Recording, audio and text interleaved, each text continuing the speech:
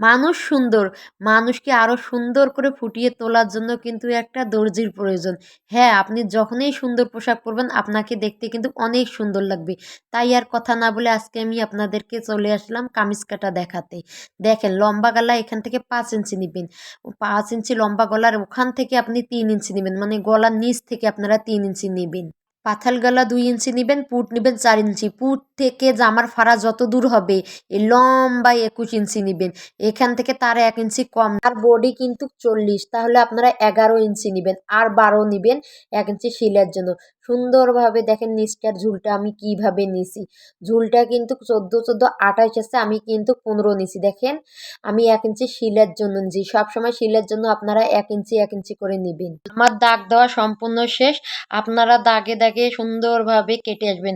বগলের শেপটা কিন্তু অনেক সুন্দরভাবে দিবেন। আপনারা যখনই কাপড় কাটবেন ভাবি চিন্তেই কাটবেন। কারণ কাটার পর ভাবলে চিন্তিলে কিন্তু কোনো লাভ হবে না। সব সময় ভেবে চিন্তে কাপড় কাটবেন। ভাবিয়া করিও কাজ, করিয়া ভাবিও না। হ্যাঁ, বুঝছেন তো? তার মানে ভেবে চিন্তে কাটবেন। যাই হোক, আমার এখন সম্পূর্ণ কাটাটা শেষ। আমি এখন নিচটা কাটবো। দেখেন আমি নিচটা কিভাবে কেটে নিচ্ছি। নিচটা আমি একটু একটু করে কেটে নিয়ে উপরে একটু বেশি করে রাউন্ড করে কেটে নিলাম। কারণ অনেক জামার কিন্তু কোনা বার হয়। এই জামাটার কোনা বার হবে না। কারণ আমি নিচটা একটু শেপ দিয়ে দিছি। গলাটা রাউন্ড ভাবে কেটে নিবেন। কেটে নেওয়ার পর গলাটা বসে একটা গলার না একটা পট্টি কেটে নিবেন। ২ ইঞ্চি ২ ইঞ্চি চ্যাপ্টা করে। গলার পট্টি কাটা শেষ। গলার পট্টিটা বসে এইভাবে সেলাই করে পিছন দিকে নিয়ে যাবেন। আমার সামন পাটটা কাটা শেষ। এখন আমি পিছন পাটটা কিভাবে কাটবো আপনাদেরকে দেখাচ্ছি।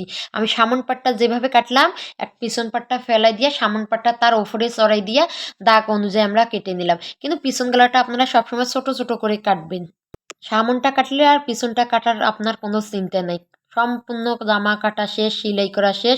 যার জন্য আমি জামাটা সেলাই করছি তার একটা ছোট বেবি আছে, ওই জন্য আমি জামার মধ্যে চেন দিয়ে দিছি। ভালো থাকি।